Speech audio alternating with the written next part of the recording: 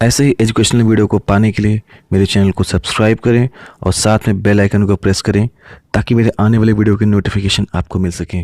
Okay, now let's start. Hello friends, कैसे हो आप सब। मैं विकास आपका स्वागत करता हूं आपके अपने YouTube channel E study with Anil sir में। दोस्तों, जैसा कि आप जानते हैं अभी वर्ल्ड ज्योग्राफी की सीरीज़ चल रही है। वर्ल्ड ज्योग्राफी के इस सीरीज़ में हम रॉक्स तक पहुंच चुके हैं। पिछले वीडियोस में हमने रॉक के बारे में देखा। रॉक 3 तरीके से होते हैं, ठीक है। आग्नेय चट्टान, अवसादी चट्टान और रूपांतरित चट्टान। तो दोस्तों, अगर आपने अभी तक हमारा पिछला वीडियो नहीं देखा है तो आप इसी चैनल के प्लेलिस्ट ज्योग्राफी बाय विकास सर में जाकर आप उस वीडियो को देख सकते हैं। खैर, आज हम शुरू करने वाले हैं अपने अगले टॉपिक को, जो है ज्वालामुखी के बारे में। तो चलिए दोस्तों, शुरू करते हैं आज का अपना टॉपिक ज्वालामुखी, वो भी बिना किसी देरी के। ज्वालामुखी यानी कि वोल्केनो। ज्वालामुखी भूपटल पर वह प्राकृतिक छेद या दरार है जिससे होकर पृथ्वी का पिघला पदार्थ, लावा, राख, भाप तथा अन्य गैसें बाहर निकलती हैं। तो दोस्तों, ज्वालामुखी क्या होता है? पहले तो इसके नाम से ही क्लियर हो रहा है। ज्वाला और मुखी मतलब एक ऐसा मुंह जिससे ज्वाला निकल रही हो, यानी कि जिससे आग निकलता हो, ठीक है। ऐसे मुंह को हम क्या कहते हैं? ज्वालामुखी कहते हैं। तो जब आग निकलेगी तो उसके साथ आग तो निकलेगी नहीं, उसके साथ राख निकलेगी, उसके साथ भाप निकलेगा, उसके साथ और भी बहुत सारी गैसें निकलेगी।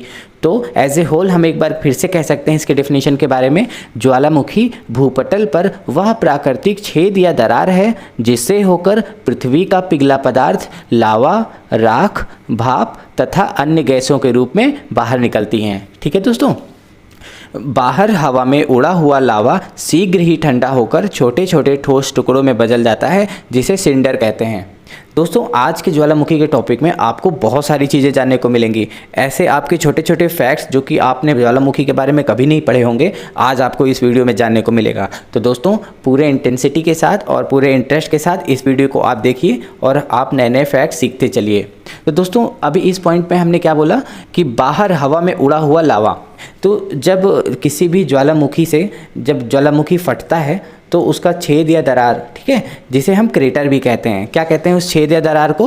हम कहते हैं क्रेटर। तो उसके अंदर से जब लावा निकलता है तो एक लावा तो वैसे फ्लो करने लगता है अर्थ के ऊपर, लेकिन कुछ लावा आसमान में भी उड़ जाते हैं। जैसे ही आसमान में उड़ते हैं वैसे ही वो ठंडे हो जाते हैं, बहुत ही शीघ्र ठंडे हो जाते हैं और वो ज़मीन पे गिरने लगते हैं, ठीक है। तो वो जो पोर्शन होता है, जो हार्ड पोर्शन बन जाता है, उसे सिंडर कहते हैं, ठीक है दोस्तों।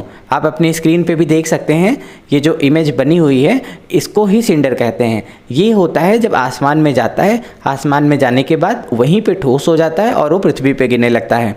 तो दोस्तों, ज्वालामुखी हम लोग पढ़ ही रहे हैं तो एक फैक्ट आपको मैं अभी बता दूं कि जब ज्वालामुखी निकलता है और उसका जो राख निकलता है, मैक्सिमम लोगों की डेथ उसी राख से होती है, ठीक है। राख सबसे ज़्यादा नुकसानदेह होता है।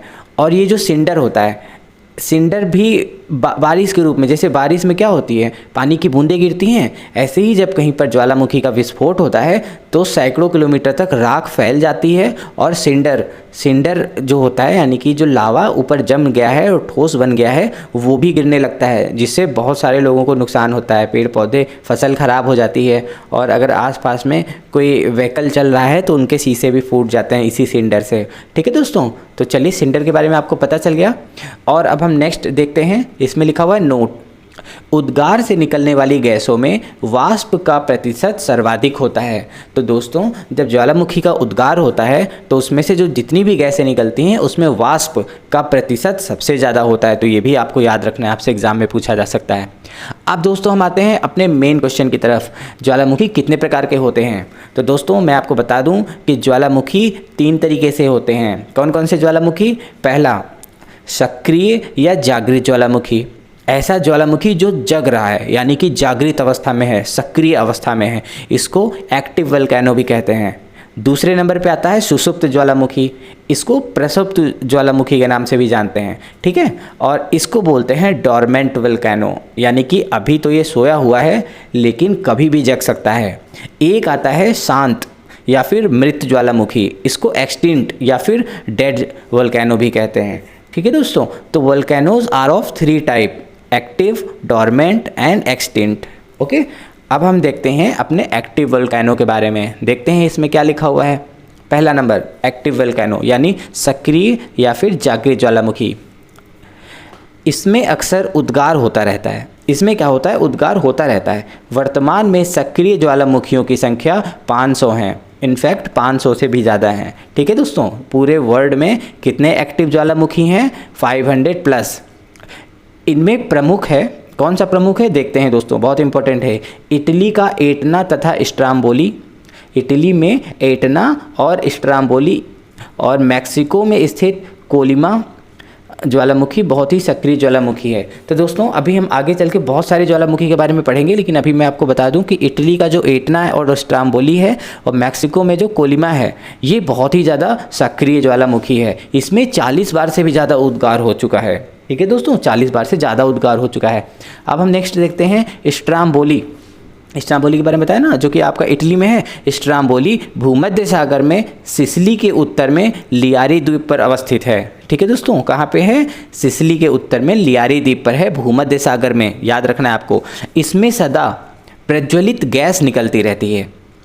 ठीक है दोस्तों, आप स्क्रीन पे भी देख सकते हैं, आपको दिख रहा होगा ये जो ज्वालामुखी है ये है स्ट्राम्बोली ज्वालामुखी। ठीक है, स्ट्राम्बोली में क्या होता है? इससे हमेशा प्रज्वलित गैस निकलती रहती है, और ये जो गैस निकलती है इसके कारण आसपास का भाग सदा प्रज्वलित रहता है, प्रकाशित रहता है। ठीक है, हमेशा उजाला बना रहता है उनके आसपास के इलाकों में।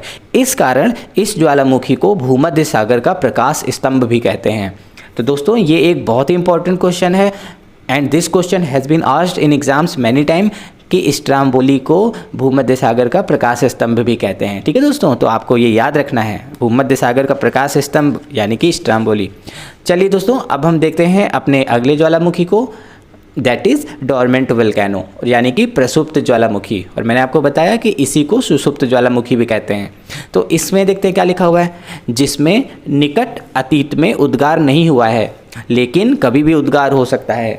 जैसे एक आदमी होता है जगा हुआ, अभी हमने पढ़ा एक्टिव वोल्केनो, जगा हुआ है यानी कि वो जो चाहे वो कर सकता है, जो भी शैतानी चाहे वो कर सकता है।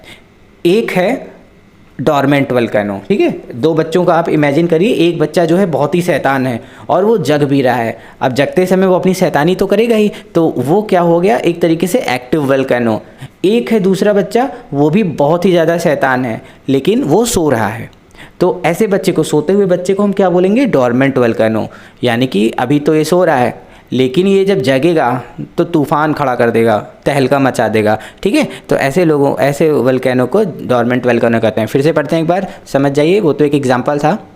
डोरमेंट वोल्केनो जिसमें निकट अतीत में उद्गार नहीं हुआ है, जिसमें अभी आसपास में तो उद्गार नहीं हुआ है निकट अतीत में, लेकिन कभी भी उद्गार हो सकता है। ठीक है, इनमें कभी भी उद्गार हो सकते हैं। ऐसे ज्वालामुखी को डोरमेंट यानी प्रसुप्त यानी सोए हुए ज्वालामुखी हैं, कभी भी जग सकते हैं लोग। उदाहरण देखते हैं, विसुवस, भूमध्य सागर में विसुवियस, और ठीक है, भूमध्य सागर में जो विसुवियस नाम का है, और क्राकाटोवा फ्यूजियामा जापान का, मेयन फिलीपींस का। तो 3 ज्वालामुखी हैं। ठीक है, 4 ज्वालामुखी एक्चुअली में। भूमध्य सागर में पाया जाने वाला विसुवियस, जापान में पाया जाने वाला क्राकाटोवा और फुजियामा, और फिलीपींस में पाया जाने वाला मेयन। ये प्रसुप्त ज्वालामुखी के एग्जाम्पल हैं। ठीक है, डोरमेंट ज्वालामुखी के। अब आता है तीसरे नंबर पे शांत यानी कि मृत ज्वालामुखी।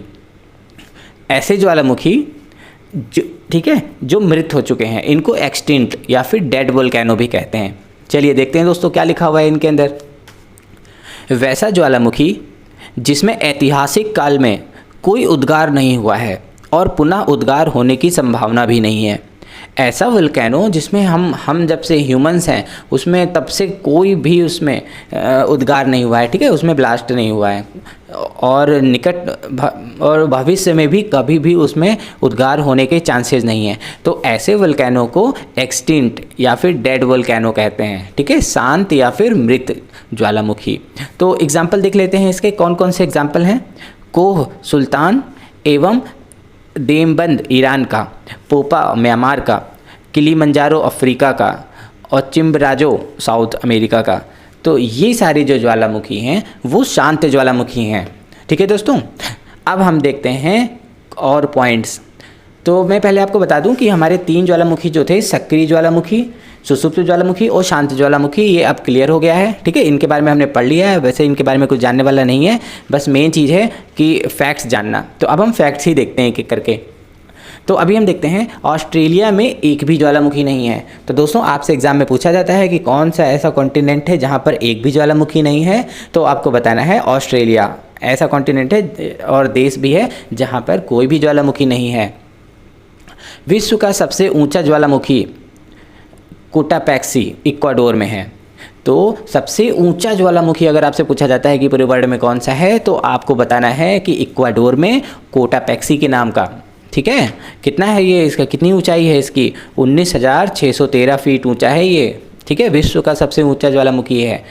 अगला देखते हैं, विश्व की सबसे ऊंचाई पर स्थित सक्रिय ज्वालामुखी। सक्रिय ज्वालामुखी सबसे ऊंचाई पे कौन सा है, ओजस डेल सालाडो। ये एंडीज पर्वतमाला में अर्जेंटीना और चिली देश के बॉर्डर पे स्थित है। ठीक है, अर्जेंटीना और चिली देश के बॉर्डर पे स्थित है, जिसका नाम है ओजस डेल सालाडो। ठीक है, ये सबसे ऊंचाई पर स्थित एक्टिव वोल्केनो है। ठीक है, एक्टिव वोल्केनो की बात होगी तब आपको ओजस डेल सालाडो लगाना है। ठीक है, और वैसे ही नॉर्मल वे में अगर सबसे ऊंचा की बात करी जाएगी तो आपको बताना है कोटापैक्सी। ओके, ठीक है, अब हम अगला देखते हैं, विश्व की सबसे ऊंचाई पर स्थित शांत ज्वालामुखी कौन सा है, तो आपको बताना है एकांकागुआ। ये एक ऐसा ज्वालामुखी है जो कि शांत ज्वालामुखी है, एंडीज पर्वतमाला पर ही ये भी स्थित है और इसकी ऊंचाई है 6,960 मीटर।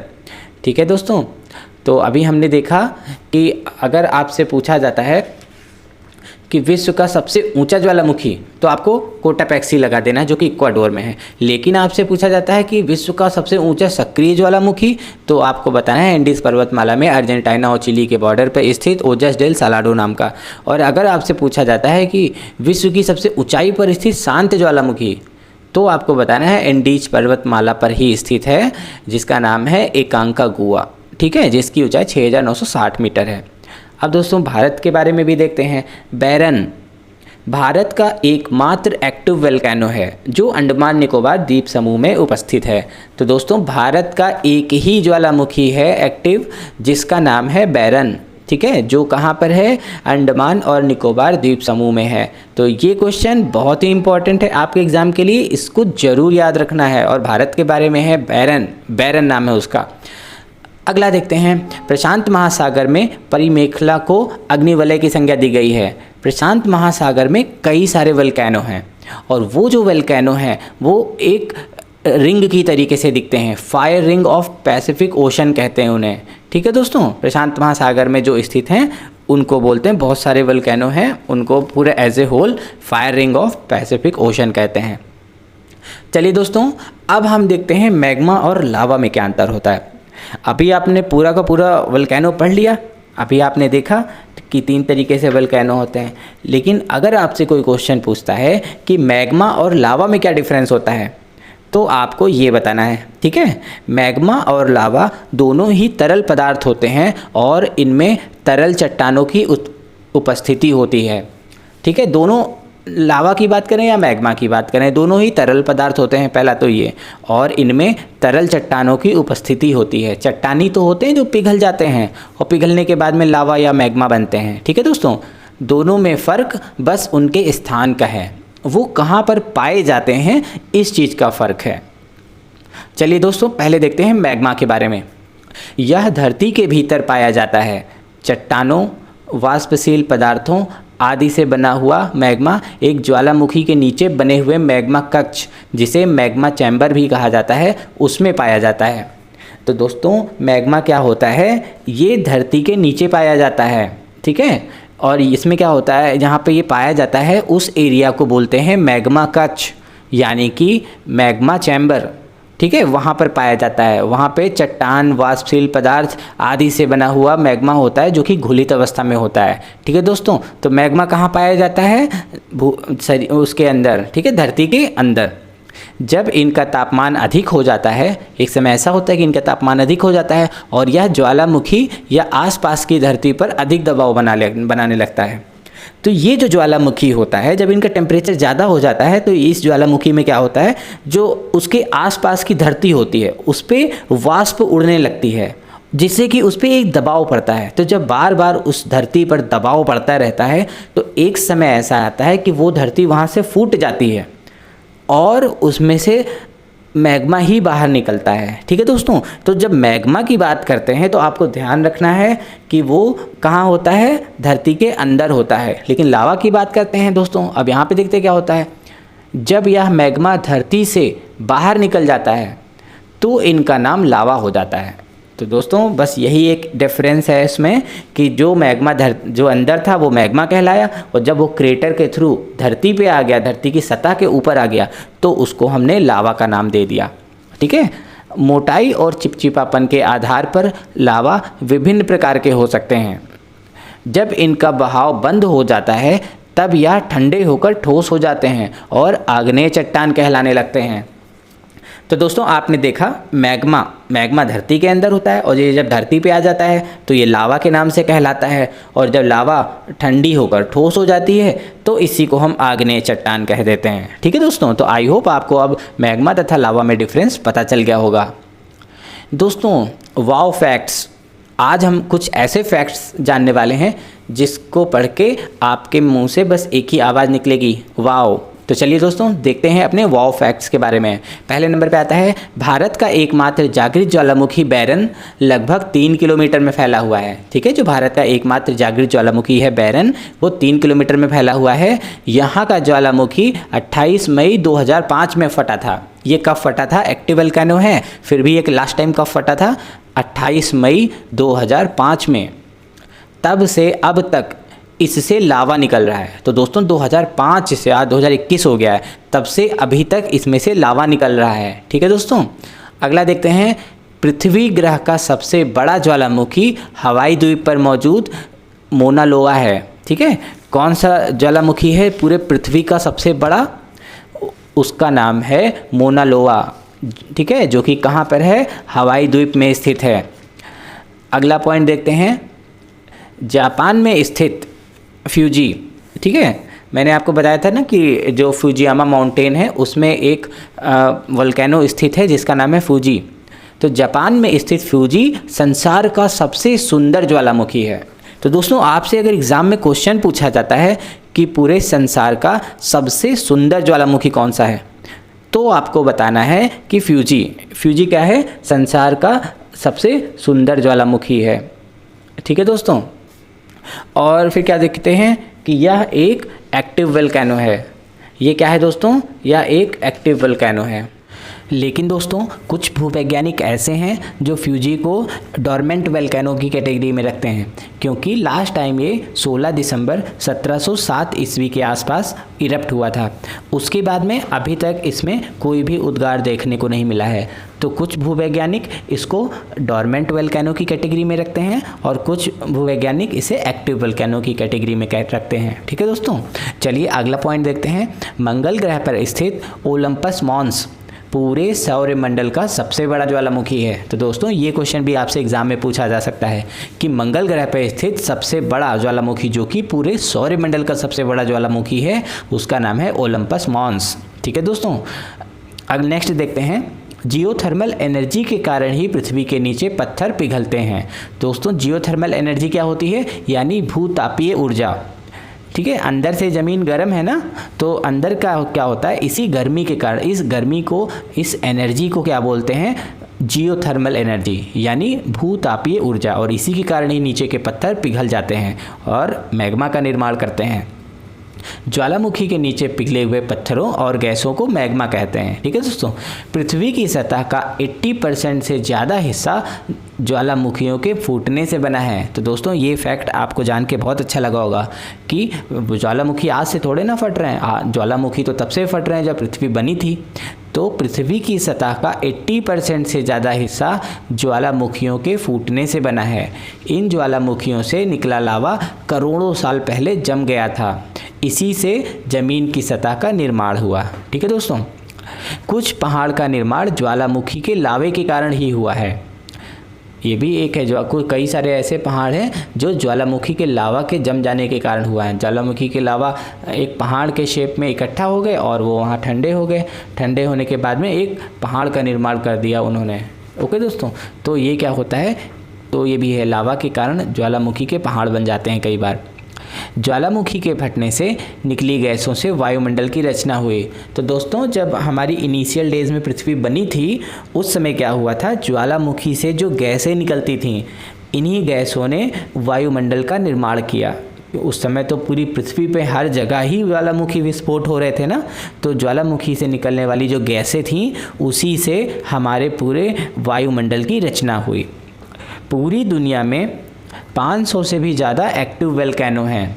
इनमें से आधे से ज़्यादा रिंग ऑफ फायर का हिस्सा हैं। ठीक है दोस्तों, 500 से भी ज़्यादा एक्टिव वोल्केनो हैं, जिसमें आधे से ज़्यादा तो रिंग ऑफ फायर का हिस्सा है।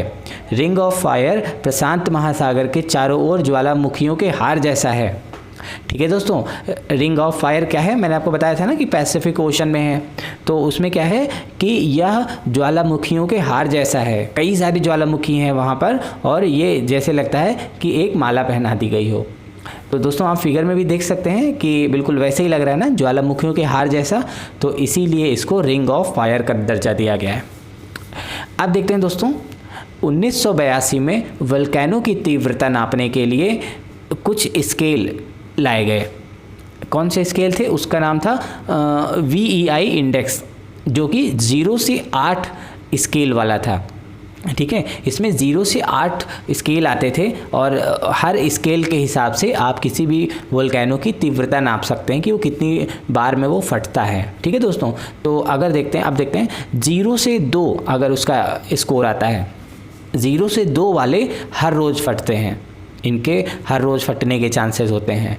और जिनका स्कोर 3 आता है वो साल में एक बार फटते हैं, और जिनका स्कोर 4 से 5 आता है वो सदी में या दशक में एक बार फटते हैं। ठीक है दोस्तों, मतलब 10-15 साल में एक बार फट गए या 100 साल में एक बार फट गए, वो 4 से 5 स्कोर वाले हैं। और जिनका स्कोर 6 से लेकर 7 तक आता है वो तो हज़ारों साल में कहीं एक बार फट गए। इस तरीके से सदियों से भी ज़्यादा, मतलब सदियों लग जाते हैं उनमें।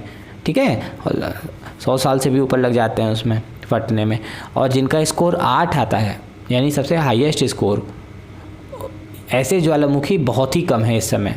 ऐसा माना जाता है कि पिछला विस्फोट 24,000 ईसा पूर्व हुआ होगा।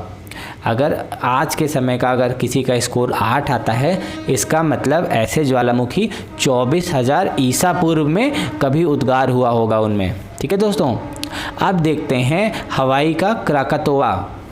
यह दुनिया के सबसे खतरनाक ज्वालामुखियों में माना जाता है। तो अगर आपसे एग्जाम में क्वेश्चन पूछा जाता है कि सबसे खतरनाक ज्वालामुखियों में कौन माना जाता है, तो आपको बताना है क्राकातोआ। 1883 में इसका उद्गार हुआ था। 1883 में क्राकातोआ फटा था, जिससे सुनामी आ गई थी। क्या हो गया था, सुनामी आ गई थी। मैंने आपको बताया था ना